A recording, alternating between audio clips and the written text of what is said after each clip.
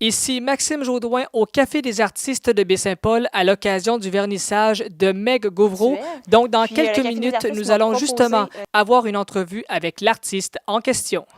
Dis-moi, est-ce que c'est la première fois que tu exposes ici au Café des artistes à Baie-Saint-Paul? En fait, c'est la première fois que j'expose tout court. C'est mon premier vernissage à vie, donc je suis vraiment très contente que le Café des artistes ait voulu exposer mes œuvres ce soir. Oui, et là, tu me l'as mentionné, c'est ta première exposition à vie. Comment tu te sens? Est-ce que tu es fébrile, un petit peu nerveuse à quelques En fait, temps je suis tout ça, là? super stressée. J'espère qu'il va y avoir des gens pour venir voir ça, qui vont apprécier le genre d'art que je fais. Donc, oui, j'ai un bon stress depuis une semaine.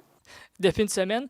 J'aimerais savoir, toi, personnellement, qu'est-ce qui t'a motivé à faire un vernissage de la sorte là, ici au Café des artistes? Mais en fait, je cherchais une place qui voulait bien exposer mes œuvres parce que je ne suis pas dans un créneau nécessairement habituel.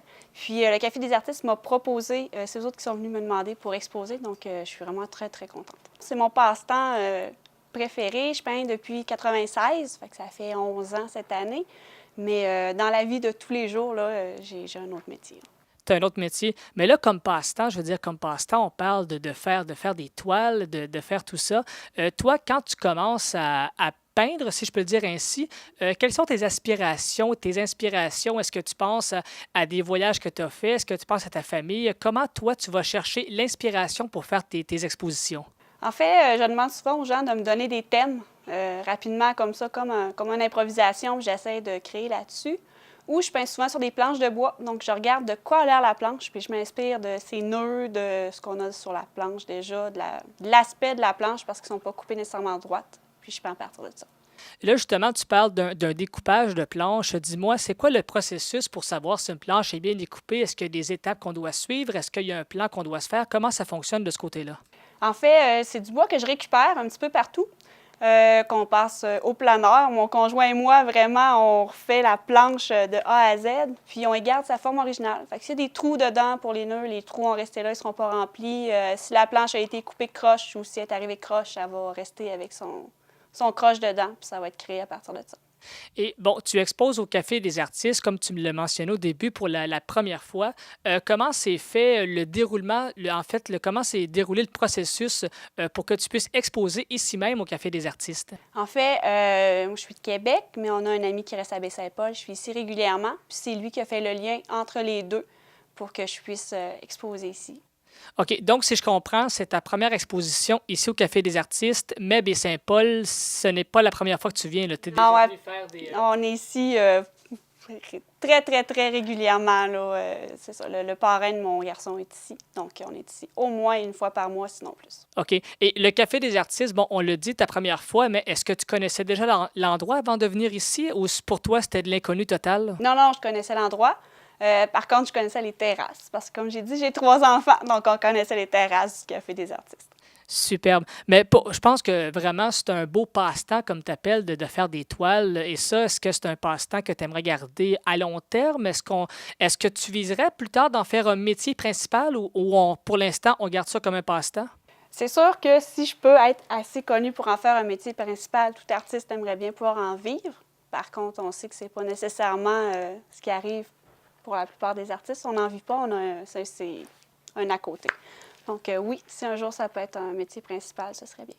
Et toi, est-ce que tu vends tes toiles? Est-ce que tu as un site Internet où les gens peuvent les acheter? Si jamais toi, tu décides de vendre, comment est-ce que les gens font pour acheter tout ça? En fait, on peut aller sur Facebook en cherchant facebook.com/Meg Gauvreau-Fizet. Ils vont tomber directement sur mes pages. Tout mon travail est là, tout ça. J'expose aussi sur Instagram sous le nom de Meg Gauvreau-Fizet. On me trouve assez facilement aussi. Puis, j'ai des cartes d'affaires qui sont ici au Café des artistes pour un mois. OK. Et j'aimerais savoir, toi, disons, à quel moment dans ta tête tu te dis, bon, aujourd'hui, à cet instant-ci, je suis prêt à faire une toile, je me lance dans l'aventure et advienne que pourra. À quel moment précis, toi, tu te sens d'attaque pour en produire une? D'habitude, je peins quand les enfants sont couchés, c'est sûr, ou avec eux autres directement. Là. Si c'est une journée où ils sont avec moi, ils peignent à côté de moi, les planchers sont sales, la maison est épouvantable, mais ouais, on peint en famille souvent. Là, on parle de la famille. Toi, quand tu produis, est-ce que ta famille t'apporte de l'aide parfois ou tu fais ça personnellement, là, seulement à toi seul? C'est moi qui produis mes toiles tout seul. Par contre, c'est souvent mes inspirations pour les thèmes ou c'est eux autres qui m'improvisent un thème puis qui me disent « Ah, maman, tu devrais peindre sur… » Puis là, ils me sortent une image. Puis, ou ça devient une partie de la toile qui est un transfert sur toile ou ça devient l'inspiration de la toile qui est directement à l'acrylique. OK. Et dans les prochains temps, dans ton agenda, est-ce que tu prévois exposer ailleurs, dans d'autres restaurants, dans d'autres boutiques, dans d'autres villes même? Comment est-ce que tu vois ça à long terme pour ce passe-temps-là? C'est sûr que s'il y a d'autres restaurants qui veulent de mes toiles en exposition, je suis ouverte à toute demande de toiles. Puis, c'est certain que si je peux avoir une galerie qui expose plus permanent, c'est plus facile aussi pour se faire connaître. Mais les réseaux sociaux sont quand même un bon outil là, présentement. J'aimerais savoir aussi, bon, disons à long terme, là, si on regarde, je ne sais pas, dans 3 ou 4 ans peut-être, toi, est-ce que tu vois encore faire ceci comme passe-temps, comme métier? Quelles sont tes aspirations futures par rapport à ce que tu fais présentement? 3-4 ans, c'est du super court terme.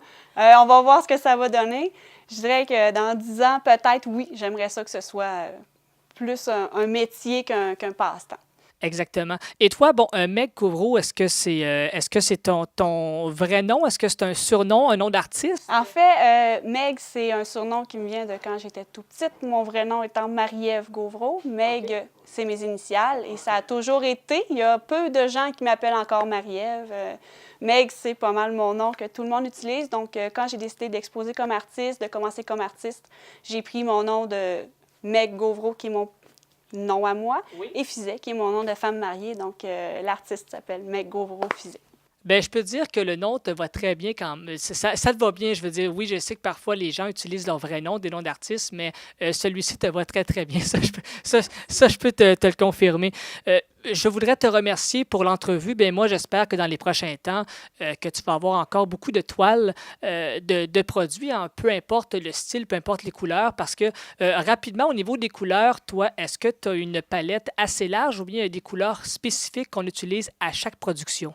Je n'ai pas des couleurs à chaque production, mais je me fais un devoir que ce soit le plus coloré possible. Pour moi, une toile, il faut que ça représente la vie, tu sais, le beau de la vie. Donc, il faut qu'il y ait le plus de couleurs possible. Là, vous allez voir que c'est un style qu'on ne voit pas nécessairement souvent, mais il faut que ce soit le plus coloré possible, que ce soit le plus joyeux possible. C'est ce que j'essaie de montrer dans mes toiles. Donc, il y a beaucoup de couleurs, de belles couleurs comme du bleu. Il y a souvent du jaune, du bleu, du rose super pétant. J'ai du aqua qui revient souvent. Donc, oui. OK, donc si on vise des tableaux qui sont vivants, ça veut dire que le noir, on le laisse un petit peu de côté. Oui, il sert plus de fond souvent, de dégradé puis de fond, mais c'est pas la couleur que je passe le plus là, quand je peinture. Là. Super, merci beaucoup. Puis encore une fois, à long terme ou même dans les prochains jours qui vont venir, je te souhaite le plus beau succès que tu peux mériter. Puis si jamais un jour on voit tes toiles se vendre, ça va nous faire un plaisir de revenir te parler pour en discuter davantage. Ça va faire plaisir. Je vous invite, je suis ici pour moi au Café des artistes. Merci beaucoup. Merci, au revoir.